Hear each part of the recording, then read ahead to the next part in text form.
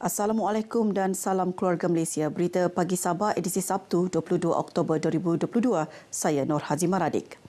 Bekas adun Sekong Datuk Samsudin Yahya yang meninggal dunia dalam penerbangan dari Kuala Lumpur ke Kota Kinabalu pada Khamis selamat dikebumikan di Sandakan semalam. Jenazah Allahyarham tiba di lapangan terbang Sandakan kira-kira 1.30 tengah hari dan dibawa ke rumahnya sejurus tiba. Jenazah kemudiannya disolatkan di Masjid Jannatun Naim sebelum dikebumikan di tanah perkuburan orang Islam Kampung Sungai Kayu, Batu Tujuh, Sandakan kira-kira 3.35 petang. Turut hadir Yang di-Pertuan Negeri Tun Dr. Johar Datu Mahirudin dan isteri Toh Puan Nurlida Tan Sri RM Jasni serta bekas Ketua Menteri Sabah Tan Sri Musa Aman. Pemergian Allahyarham bukan sahaja dirasai ahli keluarga, malah pemimpin setempat dan sahabat handai. Kami reda dengan ketentuan Allah SWT. Bagi pihak keluarga, saya ingin mengucapkan terima kasih kepada semua yang datang dari jauh. Ada yang semua yang kami tidak pernah jumpa pun sudah datang bercerita tentang beliau yang telah banyak membantu mereka. Dia pemimpin yang begitu prihatin kepada rakyat. Di mana setiap ada program sama ada meninggal ataupun menjadi perkahwinan, dia akan hadir.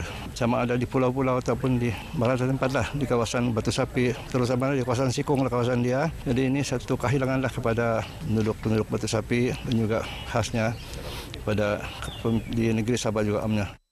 Seorang abang yang orang prihatin, penyayang, suka menolong adik-beradik. We respect him as a father figures untuk kami semua di Brunei.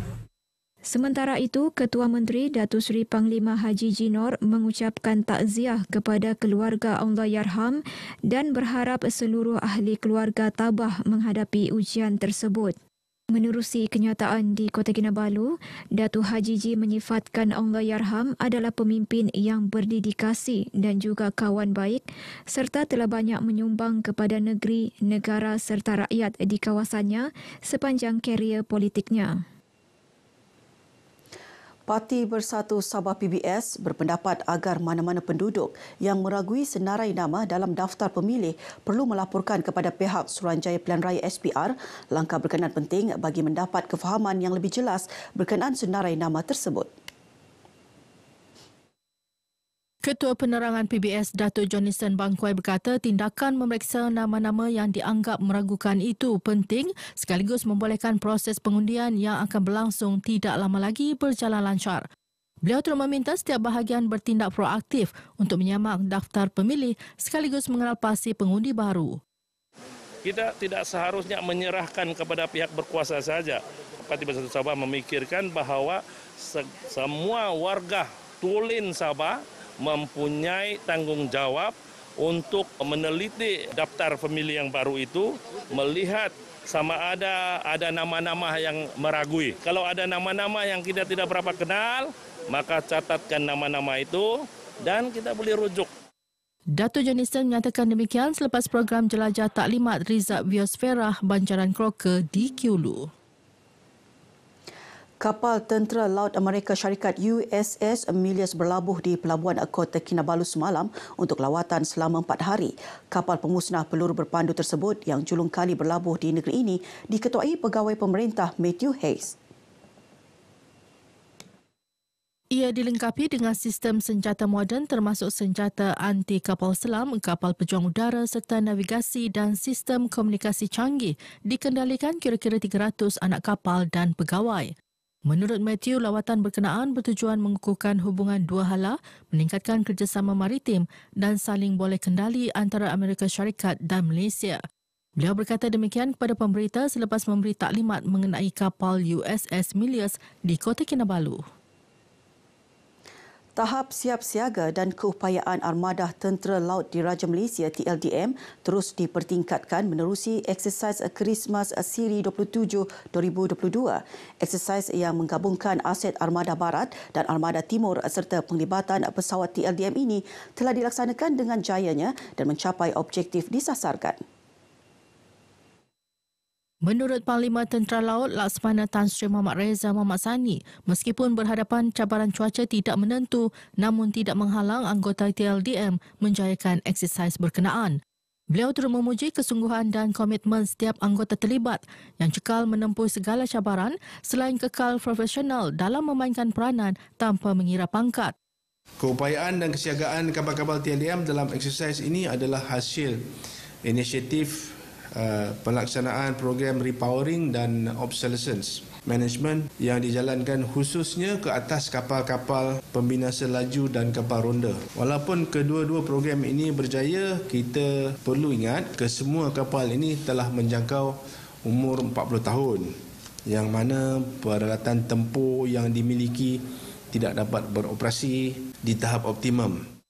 Laksamana Tan Sri Muhammad Reza bercakap dalam sidang media sempena Majlis Penutupan Eksersis Christmas Seri 27 2022 di Pangkalan TLDM Kota Kinabalu.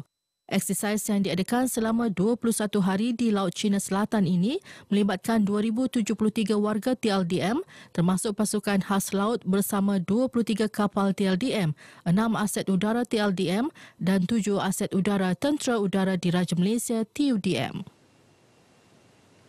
Perkembangan semasa COVID-19, angka jangkitan tidak banyak berubah dengan 125 kes baharu semalam, pertambahan 4 kes berbanding hari sebelumnya.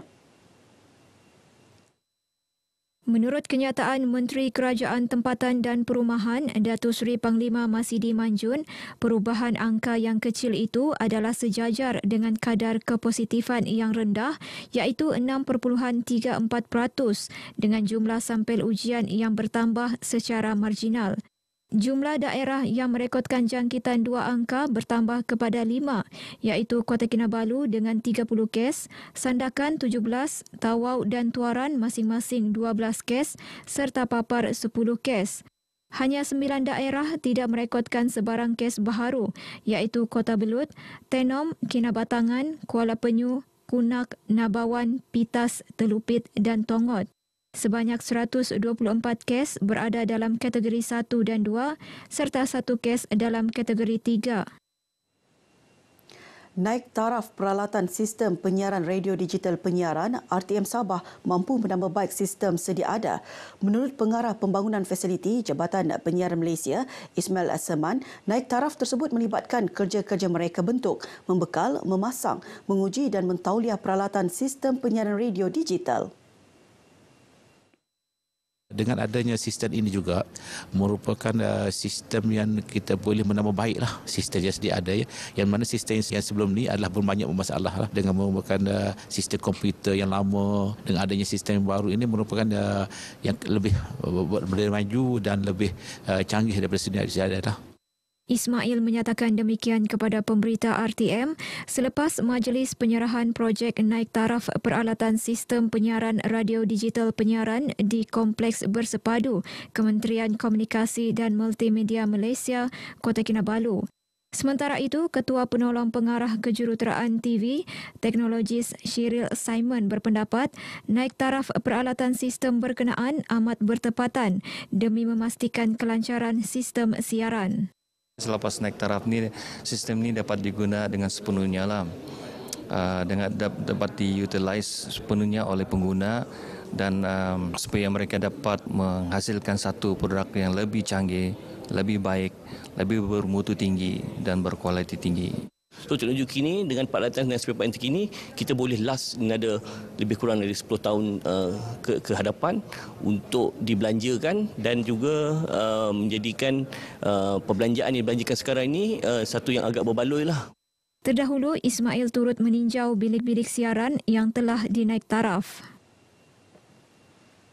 Seramai 200 anggota Brigad Sabah Pasukan Gerakan Am PGA menghadiri majlis bacaan Yasin, tahlil dan doa selamat sempena ulang tahun Brigad Sabah PGA ke-30 di Masjid Khalid Al-Walid, Kem Kinarut Papar. Ia sebagai tanda kesyukuran, kesejahteraan dan keselamatan warga PGA yang berjuang mempertahankan kedaulatan negara. Bacaan Yasin, tahlil dan doa selamat dipimpin oleh Ustaz Rozaimi Rosni dari Cawangan Agama dan Kaunseling Baka Brigade Sabah PGA. Majlis dihadiri Komander Brigade Sabah PGA SSC Abdul Rani Alias dan isteri selaku pengerusi Persatuan Keluarga Polis Perkip Brigade Sabah PGA Rusna Zakaria. Turut hadir pegawai pemerintah Batalion 14 PGA Tawau, Batalion 15 PGA Sandakan, Batalion 17 PGA Lahadatu dan Batalion 20 PGA Beluran. Kontingen Sabah menyasarkan 40 pingat emas dalam Tamasya Para Sukan Malaysia Para Sukma ke-20 yang akan berlangsung di Kuala Lumpur bermula 1 November depan. Menteri Belia dan Sukan Dato' Aaron Alfred Angin yakin sasaran itu mampu dicapai berdasarkan pencapaian cemerlang kontingen berkenaan dalam Tamasya Para Sukma ke-19 di Perak. Menurut Dato' Elron, Tamasya Para Sukma kali ini disertai 109 atlet yang akan bertanding dalam beberapa acara antaranya memanah, renang, olahraga, bowling padang, catur, badminton dan angkat berat. Beliau menyatakan demikian ketika berucap sempena majlis penyerahan bendera kepada kontingen Sabah di Dewan Kementerian Belia dan Sukan Putatan. Sementara itu, atlet para sukma yang ditemui yakin sasaran 40 pingat yang ditetapkan mampu dicapai berdasarkan latihan berterusan selain tahap kesihatan yang baik. Saya percaya semua kontingen Sabah semuanya bersemangat sudah, jadi saya rasa dapatlah target 40 kali. Belilah kalau saya 3 pingat, 3 cara belilah, yakinnya. Kami sasarkan 3 pingat emas. Sebelum ini sedikit baru-baru ini kami ada dapat 2 emas, 1 gangsa, 1 perak. InsyaAllah, pasti boleh. Latihan macam mana? Latihan okey, bagus, lancar. Dalam majlis ini, Dato' Elron turut menyaksikan lafaz ikrar kontingen para sukma Sabah yang diketuai Doria Paulus. Berita Pagi Sabah edisi Sabtu 22 Oktober 2022 berakhir di sini. Ikuti lebih banyak perkembangan semasa menerusi berita RTM. Saya Nur Hazimah Radik. Salam hormat.